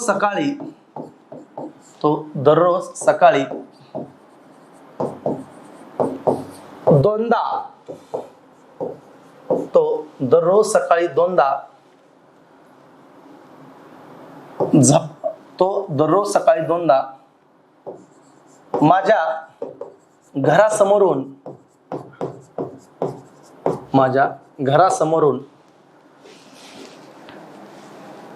झपाझपा चालत जातो. ओके, चला आता बघा, क्रियापद कोणतं आहे रे? चालत जातो किंवा जातो म्हणा. आता बघा, आपल्याला मी क्रियापदाला काय प्रश्न विचारतो बघा. मी कधी जातो, काय प्रश्न विचारला मी? विचारा, कधी जातो? दररोज सकाळी. उत्तर काय मिळलं? दररोज सकाळी. मग कधी असा जर प्रश्न विचारला तर वेळ मिळते आहे. काय मिळते आहे? वेळ मिळते आहे. वेळ म्हणजेच काय? काळ. म्हणजेच कालवाचक क्रियाविशेषण अव्यय शोधण्यासाठी क्रियापदाला कधी असा प्रश्न विचारा. म्हणजे दररोज सकाळी हे काय झालं पोरांनो? कालवाचक झालं. लक्षात ठेवा, काय झालं? कालवाचक. कोठे जातो किंवा कोठून जातो? स्थळ आहे, घरासमोरून जातो. लक्षात ठेवा, म्हणजेच हे स्थळ मिळलं, त्याला म्हणायचं स्थलवाचक क्रियाविशेषण अव्यय. बघा, कधी जातो? काळ आहे. कोठे जातो? स्थळ आहे. लक्षात ठेवा. कसा जातो? कुठे गेलं? झपाझपा चालत जातो. लक्षात ठेवा, म्हणजे झपाझपा ही क्रियेची काय सांगते आहे? रीत आहे ना. क्रिया कशी घडली, क्रिया कशी घडली असा जर प्रश्न विचारला तर येणारं उत्तर मित्रांनो रीतिवाचक क्रियाविशेषण अव्यय असतं. आणि संख्यावाचक शोधायचं किती किंवा कितीदा असा प्रश्न विचारा. कितीदा जातो? दोनदा जातो. लक्षात ठेवा, म्हणजे हे काय झाली? संख्या झाली. लक्षात ठेवा. बघा, हे पुन्हा एकदा सांगतोय, वाक्यातील स्थलवाचक क्रियाविशेषण अव्यय शोधायचं असेल तर क्रियापदाला कोठे असा प्रश्न विचारा. स्थल काय म्हटलं मी? वाक्यातील स्थल शोधण्यासाठी क्रियापदाला कुठला प्रश्न विचारायचा? कोठे असा प्रश्न विचारायचा. ठिकाण मिळतं म्हणजे मिळतं. परमेश्वर सर्वत्र असतो. बघा, परमेश्वर सर्वत्र असतो. कोठे असतो? सर्वत्र असतो. ठिकाण आहे. वाक्यातील क्रियापदाला क्रिया कोठे घडली असा प्रश्न विचारा, आणि जे काही उत्तर मिळेल ते स्थलवाचक क्रियाविशेषण अव्यय. लक्षात ठेवा, वाक्यातील क्रियापदाला क्रिया कधी घडली असा प्रश्न विचारा, येणारं उत्तर हे काळ असतं. कालवाचक क्रियाविशेषण अव्यय असतं. वाक्यातील क्रियापदाला क्रिया कशी घडली असा प्रश्न विचारा. कशी? रीत सांगताना पद्धत. रीत म्हणजे काय? पद्धत. कशी घडली असा प्रश्न विचारा, येणारं उत्तर हे रीतिवाचक क्रियाविशेषण अव्यय असतं. आणि वाक्यातील क्रियापदाला क्रिया कितीदा घडली किंवा किती वेळा घडली असा प्रश्न विचारा, येणारं उत्तर हे किती म्हणजे संख्या सांगतं. लक्षात ठेवा. बघा, तुम्हाला वाक्यातील काय शोधायचंय? स्थळ शोधायचंय. क्रियापदाला कोठे प्रश्न विचारा. तुम्हाला वाक्यातील काळ शोधायचा, काल शोधायचा. क्रियापदाला केव्हा, कधी असा प्रश्न विचारा. तुम्हाला वाक्यातील क्रिया कशी घडली, क्रियेची रीत शोधायची आहे. क्रियापदाला कशी असा प्रश्न विचारा. आणि तुम्हाला वाक्यातील क्रियेची संख्या शोधायची आहे, क्रिया किती वेळा घडली, तर प्रश्न विचारा किती वेळा किंवा कितीदा घडली, येणारं उत्तर तेच असतं. लक्षात ठेवा. ही झाली बेसिक माहिती. लक्षात ठेवा. म्हणजेच क्रियाविशेषणावे काय सांगतात? वाक्यातील क्रिया घडण्याची वेळ सांगतात. क्रियाविशेषणावे वाक्यातील क्रिया घडण्याचं ठिकाण सांगतात. क्रियाविशेषणावे वाक्यातील क्रिया कशी घडली ते सांगतात. आणि क्रियाविशेषणावे वाक्यातील क्रिया किती वेळा घडली ते सांगतात. आणि हे सांगणारा, या 4 गोष्टी सांगणारा शब्द म्हणजे कोण असतो लेकरांनो? क्रियाविशेषण अव्यय असतो. म्हणजेच क्रियाविशेषण अव्यय, म्हणजेच क्रियाविशेषणावे क्रियेचं स्थळ सांगतात, क्रियेची वेळ सांगतात, क्रियेची पद्धत सांगतात आणि क्रियेचं प्रमाण सांगतात. या 4 गोष्टी सांगणारा शब्द म्हणजे कोण असतो? क्रियाविशेषण अव्यय असतो. लक्षात ठेवा. ओके. मग आता बघूया आपण नेमकं स्थलवाचक मध्ये कोणते शब्द असतात, कालवाचक मध्ये कोणते शब्द असतात, रीतिवाचक मध्ये कोणते शब्द असतात आणि संख्यावाचक मध्ये कोणते शब्द असतात. ओके. हे आपल्यासाठी महत्वाचं. चला बघूया मग आता एक क्रियाविशेषण अव्ययाचे शब्द कोणकोणते आहेत. लक्षात ठेवा. चला पहिला काय सांगितलंय? स्थलवाचक. लक्षात ठेवा. मग स्थलवाचक मध्ये काय शब्द असतात बघा.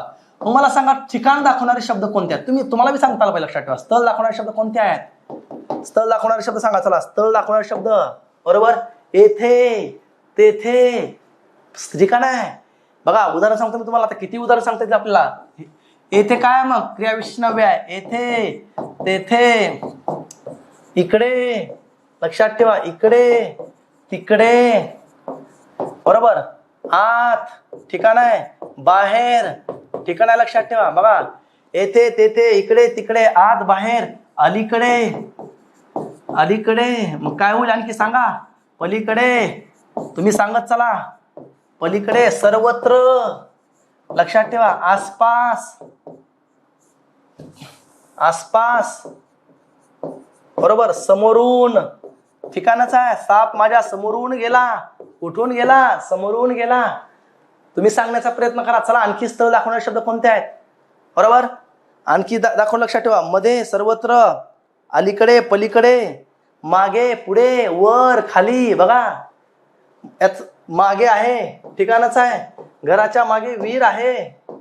कुठे आहे? माग ठिकाण आहे. बरोबर बरोबर. पुढे, मागे, वर, पुढे, वर, खाली.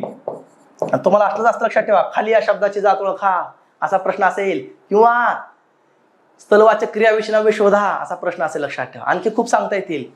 पण हे सगळे शब्द बघा मी लिहिलेले. आणखी सांगितले तुम्हाला मी, तोंडी पण सांगितले. समोरून, अलीकडून, पलीकडून, इकडून, तिकडून, बरोबर. आत, बाहेर, मध्ये, सर्वत्र, आसपास, चोहीकडे, सभोवती, सभोवार. हे सगळे शब्द ठिकाण दाखवतात. आणि हे शब्द एक महत्त्वाचं वाक्य लक्षात ठेवा.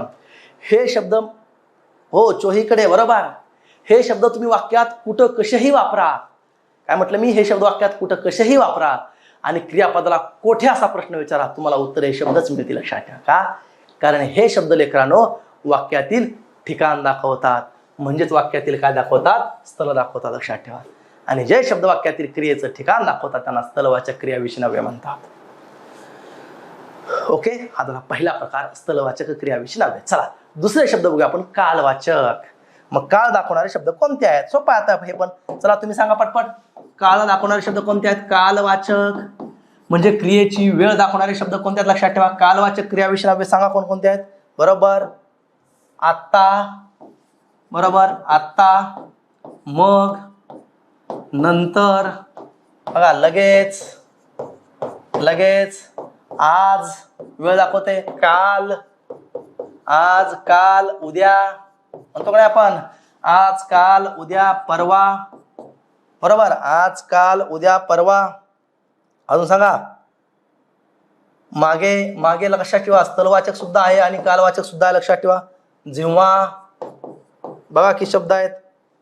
नंतर, नंतर लिहिलं की आपण. लक्षात ठेवा. नंतर. हे शब्द काय दाखवतात?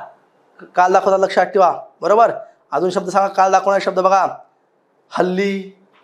हल्ली खूप महागाई आहे. कधी महागाई आहे? हल्ली. हल्ली शब्द लक्षात ठेवा. हल्ली. काळ दाखवणारा शब्द लक्षात ठेवा. हल्ली.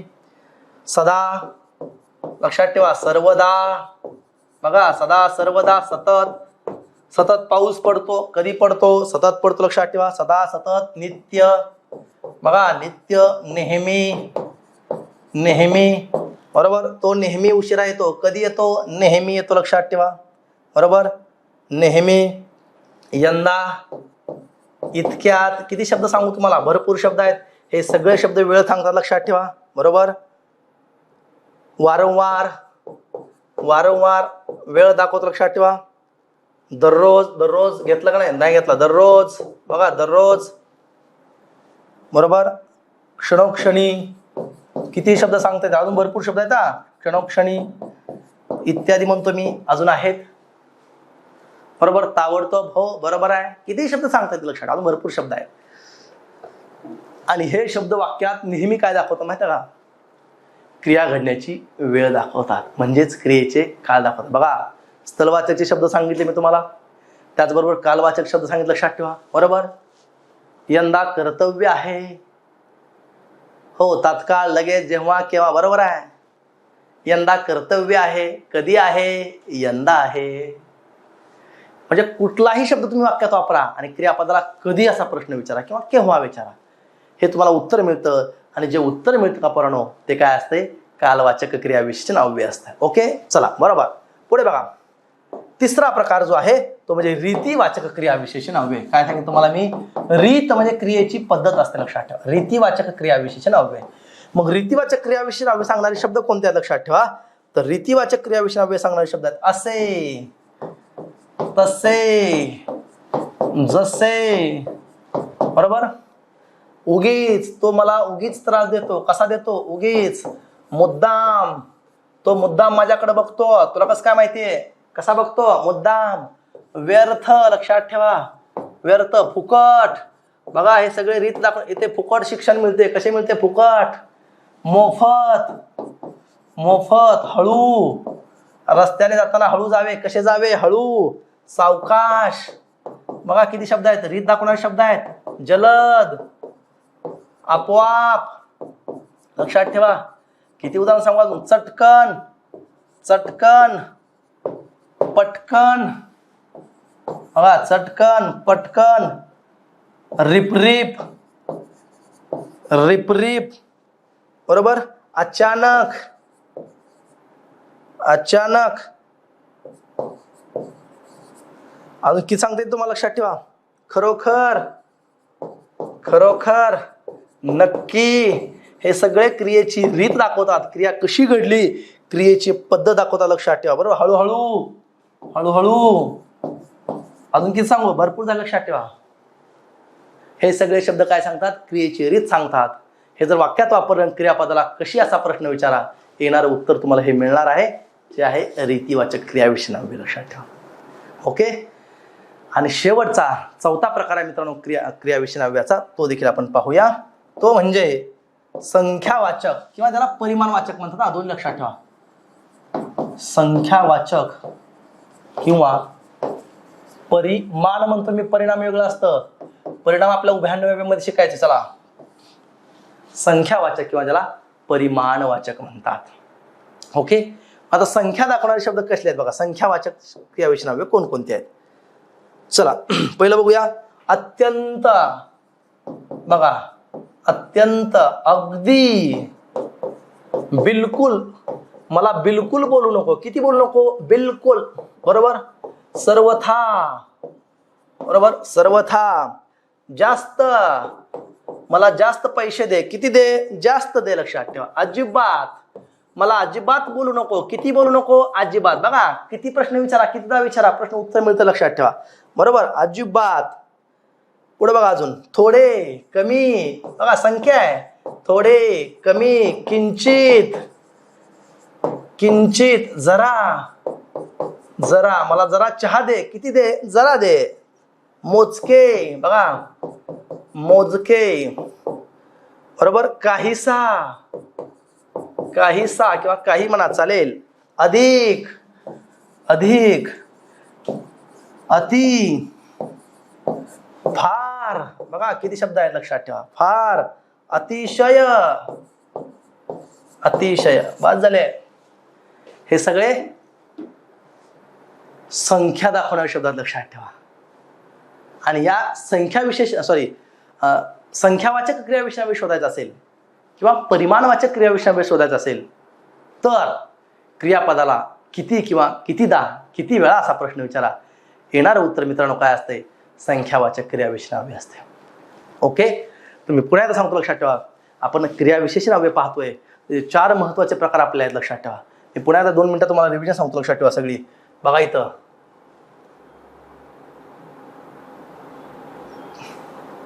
बघा, क्रियाविशेषण अव्यय पाहतोय आपण. क्रियाविशेषण अव्यय वाक्यात क्रियापदाबद्दल अधिक माहिती सांगण्याचं काम करतं, लक्षात ठेवा, क्रियाविशेषण अव्यय. ओके, दुसरी महत्वाची पाहिलं आपण, क्रियाविशेषण अव्ययाचे 4 प्रकार आहेत.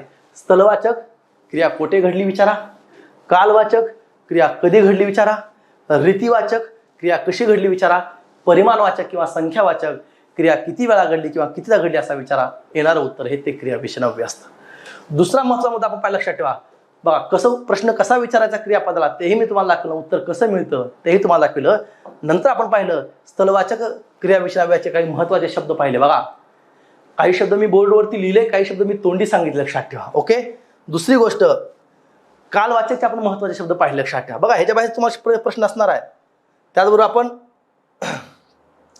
कालवाचकचा पाहिला, आपण रीतिवाचकचे शब्द पाहिले, आणि त्याचबरोबर आपण संख्यावाचक किंवा परिमाणवाचक क्रियाविशेषण अव्ययाचे सुद्धा आपण काय पाहिले, शब्द पाहिले, लक्षात ठेवा. ओके, तर परीक्षेच्या दृष्टिकोनातून महत्त्वाचा असणारा किंवा जेवढा आपल्या परीक्षेच्या दृष्टिकोनातून महत्त्वाचा आहे तेवढं मी तुम्हाला क्रियाविशेषण अव्यय या ठिकाणी सांगितलेलं आहे, लक्षात ठेवा. ओके, तर अशा प्रकारे मित्रांनो आज आपण महत्त्वाचा क्रियापद शिकलो, त्यानंतर काळही पाहिला आणि क्रियाविशेषण अव्ययही पाहिलं. 3 टॉपिक आपण आज पाहिलं, लक्षात ठेवा. ओके, चला या ठिकाणी आपण थांबूया. Thank you, all the best.